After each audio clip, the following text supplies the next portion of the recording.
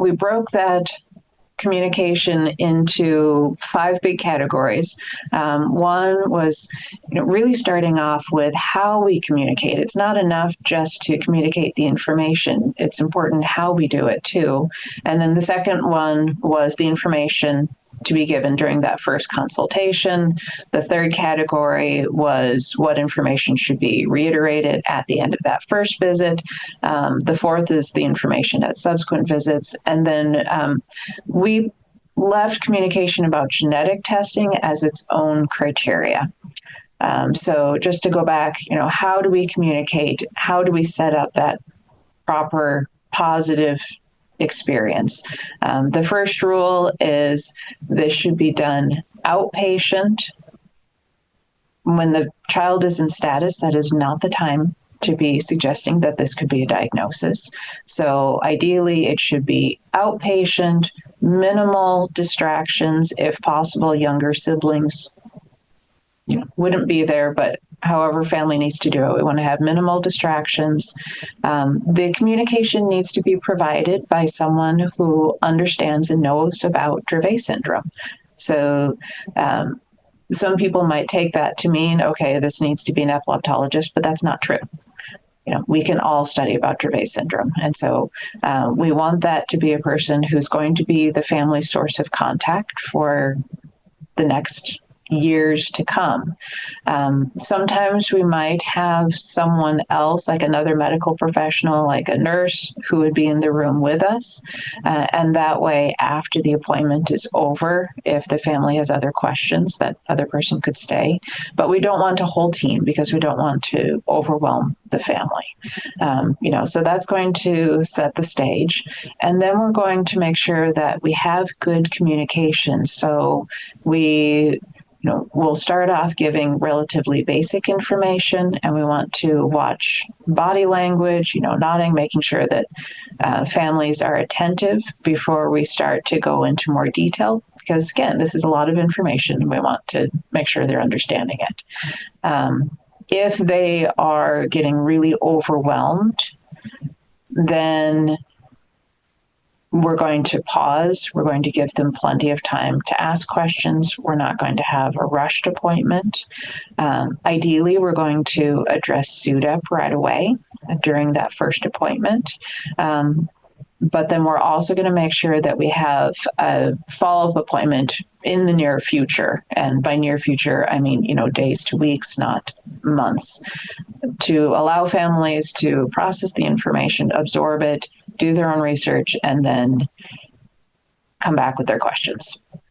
So then with the information that we're going to give, we're going to start off explaining what Dravet syndrome is and why we think their child has it. Again, we need to remember this was an otherwise normal child.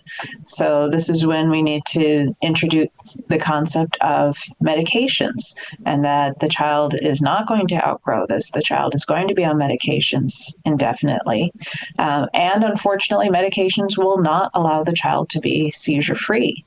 The child is still at risk for prolonged seizures, so we need to make sure the families understand what to do during a seizure, review seizure safety, review seizure monitoring devices, provide a seizure action plan at that first appointment, and ideally a seizure action plan that reviews when rescue medicine should be given at home, when families should be calling the ambulance, and when the child should be going to the emergency department.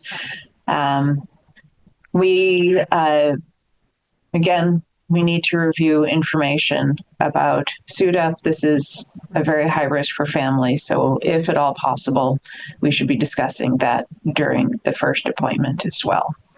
And then at the end of the visit, we're going to make sure that families know how to contact us and when they should be contacting us. Again, we're going to make sure that they know good sources of information. Let's face it, the internet can provide a lot of information, but it's not all reliable. So we'll point them towards patient advocacy groups or disease-specific information.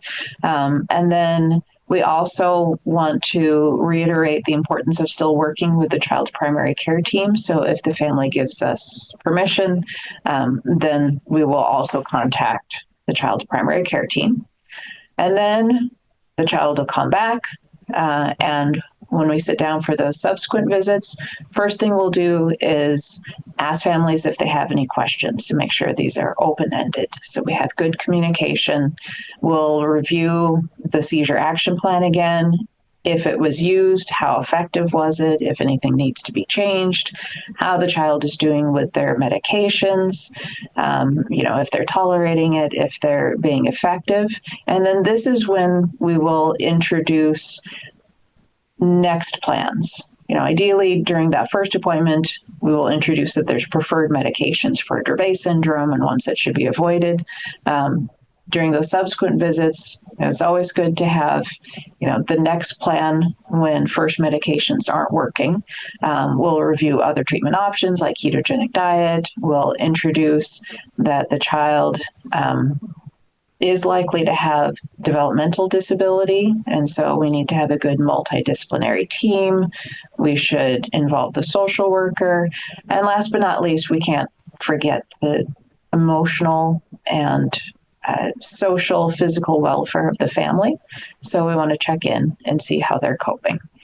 And then the last thing, again, that we discussed was genetic testing. Now, a lot of kids will have genetic testing right away, but we still need to talk about it.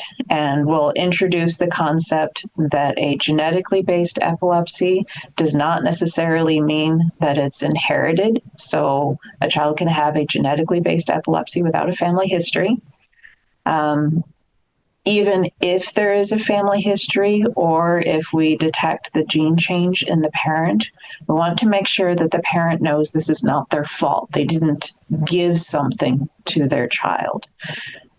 We all know that in the families with the same genetic changes, the clinical picture is very different. We could have one child who just had a couple of febrile seizures and another child with Dravet syndrome.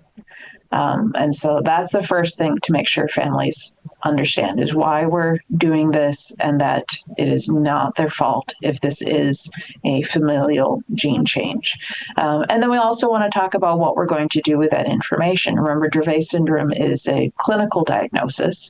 So even if we don't detect the gene change, we can still make the diagnosis.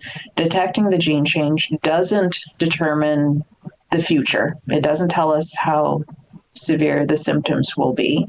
But if we detect a different gene change, we could be picking up a Dravet syndrome mimic, which of course would have very different treatments. So it's a lot of recommendations, but that was the overall summary.